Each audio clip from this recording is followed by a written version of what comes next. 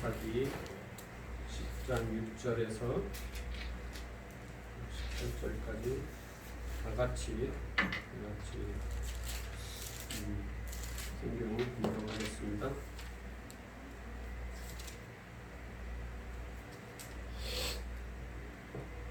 이스라엘 자손이 다시 여호와의 목전에 악을 행하여 바알들과 아스다롯과 아람의 신들과 시돈의 신들과 모압의 신들과 암몬 자손의 신들과 블레셋 사람들의 신들을 섬기고 여호와를 버리고 그를 섬기지 아니하므로 여호와께서 이스라엘에게 진노하사 블레셋 사람들의 손과 암몬 자손의 손에 그들을 파심해 그의 그들이 요단강 저쪽 길르앗에 있는 아모리 족속의 땅에 있는 모든 이스라엘 자손을 쳤으며 18해 동안 억압하였더라. 암몬 자손이 또 요단을 건너서 유다와 베냐민과 에브라임 족속과 싸움으로 이스라엘의 곤고가 심하였더라. 이스라엘 자손이 여호와께 부르짖어 이르되 우리가 우리 하나님을 버리고 바알을 섬김으로 주께 범죄하였나이다 하니 여호와께서 이스라엘 자손에게 이르시되 내가 애굽 사람과 아모리 사람과 암몬 자손과 블레셋 사람에게서 너희를 구원하지 아니하였느냐. 또 시돈 사람과 아멜렉 사람과 마온 사람이 너희를 압제할 때에 너희가 내게 부르짖음으로 내가 너희를 그들의 손에서 구원하였거늘 너희가 나를 버리고 다른 신들을 섬기니 그러므로 내가 다시는 너희를 구원하지 아니하리라. 가서 너희가 택한 신들에게 부르짖어 너희의 환난 때에 그들이 너희를 구원하게 하라 하신지라. 이스라엘 자손이 여호와께 여쭈되 우리가 범죄하였사오니 주께서 보시기에 좋은 대로 우리에게 행하시려니와 오직 주께 구하옵나니 오늘 우리를 건져내옵소서 하고 자기 가운데에서 이방 신들을 제하여 버리고 여호와를 섬기매 여호와께서 이스라엘의 곤고로 말미암아 마음에 근심하시니라. 그때에 암몬 자손이 모여서 길르앗에 진을 쳤으므로 이스라엘 자손도 모여서 미스바에 진을 치고 길르앗 백성과 방백들이 서로 이르되 누가 먼저 가서 암몬 자손과 싸움을 시작하랴. 그가 길르앗 모든 주민의 머리가 되리라 하니라. 아멘.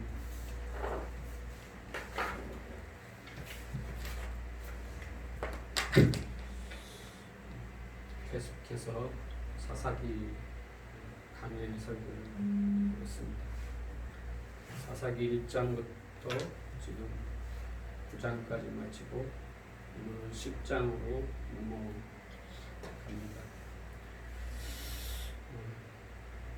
우리가 불교 용어인데 인과 응고라는 말이 있습니다.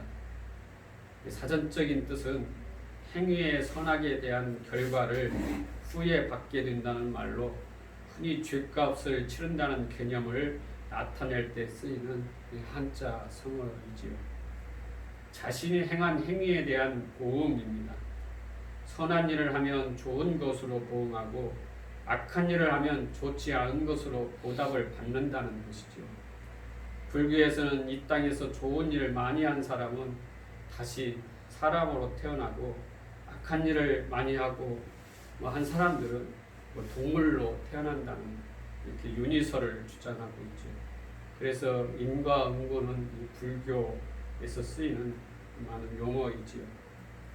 오늘 본문에서 이스라엘이 사사들이 죽고 나서 곧바로 우상들은 전부 자기들 땅으로 끌어모아서 하나님의 언약의 땅에 우상의 소굴로 만들어 버렸을 때에 하나님이 그들을 블레셋과 암몬에게 팔아 버립니다. 너희들이 나를 버리고 다른 신을 섬겼으니 내가 너희들을 팔아 버렸다는 인과 응고 같습니다. 다시 말하면 이스라엘이 하나님을 버리고 우상을 섬기게 되어 하나님께서 그 죄값을 치르게 한다는 것이죠. 이것이 인과 응고처럼 보입니다. 정말 하나님은 그런 하나님일까요? 먼저 그들이 어떤 우상을 섬겼는지 한번 보겠습니다. 사사기 10장 6절에 보니까 이스라엘 자손이 다시 여호와의 목전에 악을 행하여 바알들과 아스다롯과 아람의 신들과 시돈의 신들과 모압의 신들과 암몬 자손의 신들과 블레셋 사람들의 신들을 섬기고 여호와를 버리고 그를 섬기지 아니하며.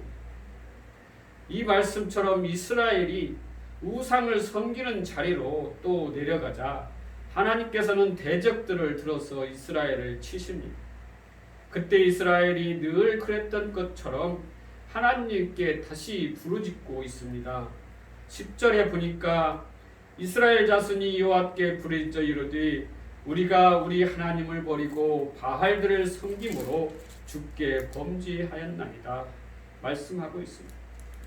이쯤 되면은 하나님께서 또다시 용서해주며 다음부터는 그러지 마라 하실 것인데 이번에는 조금 다르게 말씀하십니다.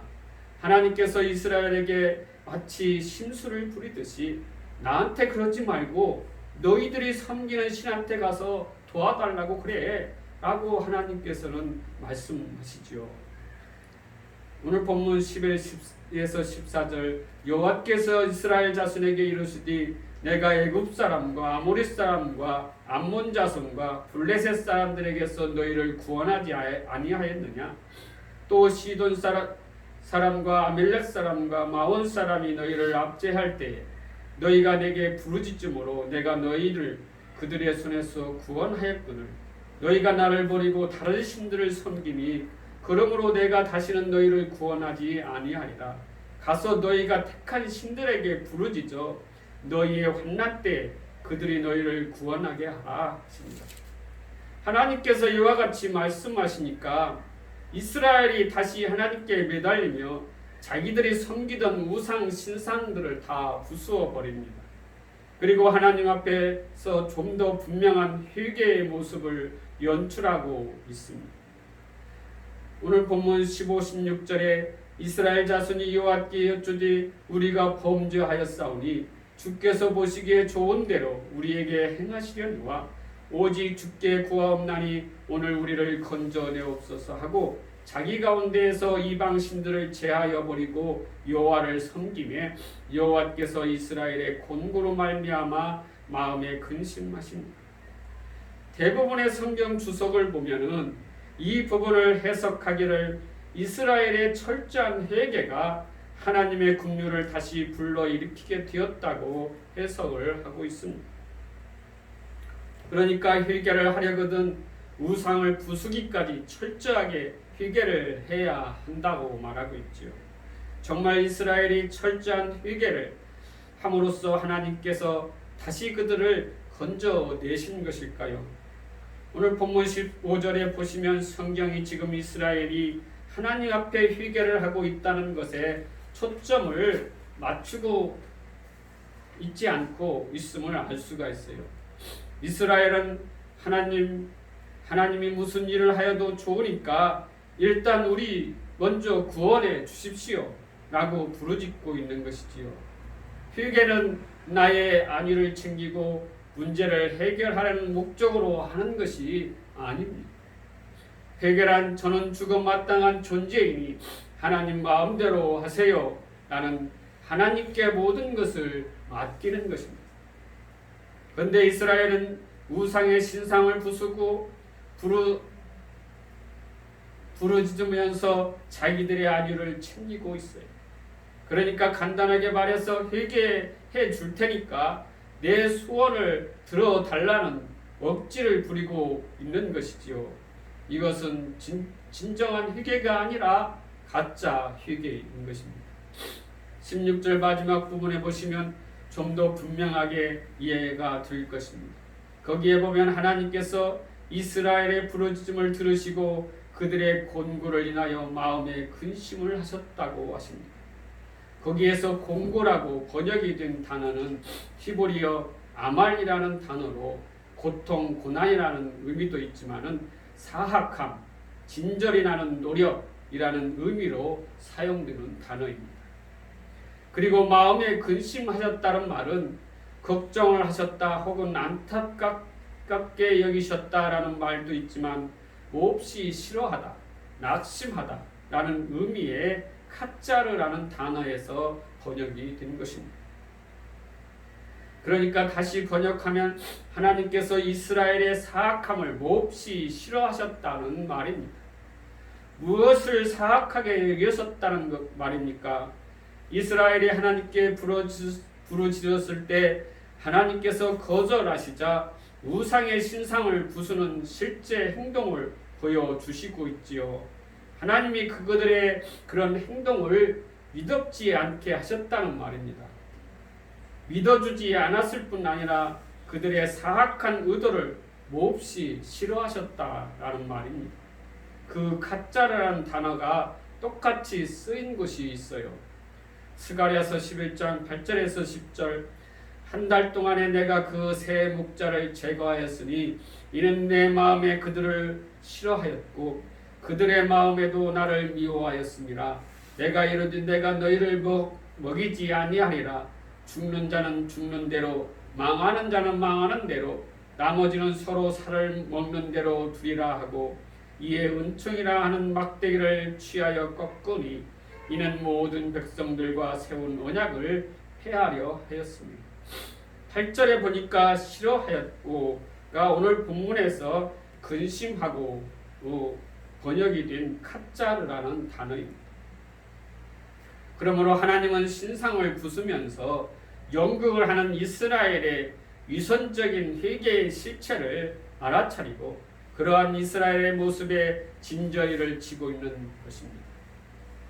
이스라엘의 회개는 사악한 회개였던 것이고 하나님께서 그것을 간파하시고 참을 수 없어 하셨다는 말입니다. 진정한 회개란 하나님처럼 되겠다고 선악과를 따먹은 인간들이 그것이 얼마나 무서운 짓인가를 깨닫고 다시 하나님께로 돌아가는 것을 회개라고 하는 것입니다. 성경은 이것을 재통일이라고 합니다. 에베소 1장 7절에서 10절 말씀에 우리는 그리스도 안에서 그의 은혜의 풍성함을 따라 그의 피로 말미암아 속량 곧 죄사함을 받았느니라.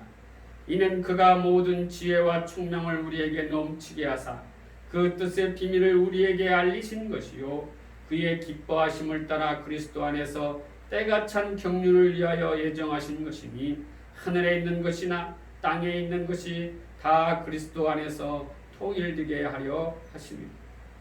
우리는 이 말씀에서 그리스도 안에서의 통일을 에니케 팔레리오라고 말하고 있습니다. 즉 그리스도 안에서의 재통일이라고 하는 것입니다.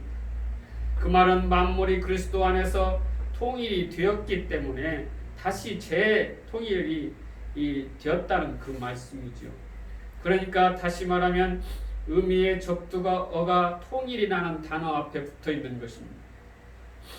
그렇게 모든 만물이 그리스도 안에서 통일이 되어 있던 상태를 골로새서는 이렇게 말씀하고 있습니다. 골로새서 1장 15, 17절에 그는 보이지 아니하는 하나님의 형상이요 모든 피조물보다 먼저 나신 이시니 만물이 그에게서 창조되니 하늘과 땅에서 보이는 것들과 보이지 않는 것들과 혹은 왕권들이나 주권들이나 통치자들이나 권세자들이나 만물이 다 그로 말미암고 그를 위하여 창조되었고 또 그가 만물보다 먼저 계시고 만물이 그 안에 함께 계셨느니라.